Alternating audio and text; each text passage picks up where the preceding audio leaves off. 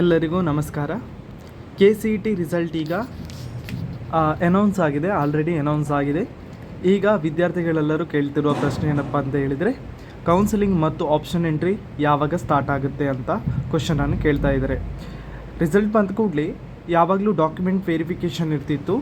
ಈ ಸಲ ಏನು ಮಾಡಿದ್ದಾರೆ ಅಂದರೆ KEಯವರು ತನ್ನ ವೆಬ್ಸೈಟಲ್ಲಿ ಎಲ್ಲ ಡಾಕ್ಯುಮೆಂಟ್ಗಳನ್ನು ವೆರಿಫಿಕೇಷನ್ ಆನ್ಲೈನ್ ಮೂಲಕವೇ ಮಾಡಿ ಮುಗಿಸಿದ್ದಾರೆ.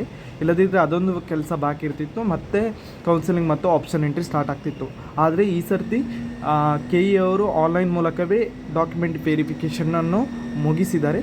ಸೊ ಇನ್ನಿರುವಂತಹ ಕೆಲಸ ಏನಪ್ಪ ಅಂದರೆ ಅದು ಕೌನ್ಸಿಲಿಂಗ್ ಮತ್ತು ಆಪ್ಷನ್ ಎಂಟ್ರಿ. ಸೊ ಇದು ಯಾವಾಗ ಸ್ಟಾರ್ಟ್ ಆಗುತ್ತೆ ಅಂತ ಕೇಳ್ತಿದ್ರೆ ಅದಕ್ಕೆ ಉತ್ತರವನ್ನು ಈ ವಿಡಿಯೋದಲ್ಲಿ ತಿಳಿಸ್ತಾ ಹೋಗ್ತಾನೆ. ರಿಸಲ್ಟ್ ಬಿಟ್ಟ ಕೂಡಲೇ KEಯಿಂದ ಕೌನ್ಸಿಲಿಂಗ್ ಸ್ಟಾರ್ಟ್ ಆಗಲ್ಲ. ಕೆಲವೊಂದು ಪ್ರೋಸೆಸ್ ಇನ್ನೂ ಕೂಡ ಅಲ್ಲಿ ಬಾಕಿ ಆಗಿವೆ. ಯಾವುದಲ್ಲ ಅಂತ ಹೇಳೋದಾದರೆ, ಅದರಲ್ಲಿ ಫಸ್ಟ್ ಪ್ರೋಸೆಸ್ಸಲ್ಲಿ ಈಗ ಫಿಸಿಕಲಿ ಚಾಲೆಂಜ್ಡ್ ಏನಿದ್ದಾರೆ ಅವರಿಗೆ ಮೆಡಿಕಲ್ ಟೆಸ್ಟ್ ಆಗಬೇಕಿದೆ. ಅದಕ್ಕೋಸ್ಕರ KEಯವರು ಹೊಸ ಡೇಟಾನು ಅನೌನ್ಸ್ ಮಾಡ್ತಾರೆ.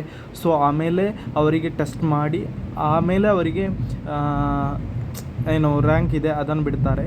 ಸೊ ಆ ಟೆಸ್ಟ್ ದಿನಾಂಕವನ್ನು ಇನ್ನೂ ಅನೌನ್ಸ್ ಮಾಡಿ ಮತ್ತೆ ಅದರ ಪ್ರೋಸೆಸ್ ಆಗಬೇಕಿದೆ.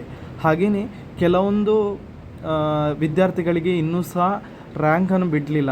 ಸೊ ಅದಕ್ಕೋಸ್ಕರ ರ್ಯಾಂಕ್ ಬಂದ ನಂತರ ರ್ಯಾಂಕ್ ಬಂದ ನಂತರ ಅದರ ಪ್ರೋಸೆಸ್ ಇದೆ. ಆ ಪ್ರೋಸೆಸ್ಸನ್ನು ಹೇಗೆ ಅವರು ಪಡ್ಕೋಬೇಕು, ರ್ಯಾಂಕನ್ನು ಹೇಗೆ ಪಡ್ಕೋಬೇಕು ಅನ್ನೋ ಮಾಹಿತಿಯನ್ನು KEಯವರು ಕೊಡಲಿಕ್ಕಿದೆ.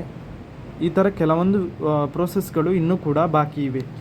ಹಾಗೆಯೇ ಇನ್ನೊಂದು ಪ್ರೋಸೆಸ್ ಹೇಳೋದಾದರೆ, ಡಾಕ್ಯುಮೆಂಟ್ ವೆರಿಫಿಕೇಷನ್ ಮಾಡಿದಂತಹ ಸ್ಲಿಪ್ಪನ್ನು ಡೌನ್ಲೋಡ್ ಮಾಡಲಿಕ್ಕೆ KEಯಿಂದ ಅವಕಾಶ ಕೊಡ್ತಾರೆ.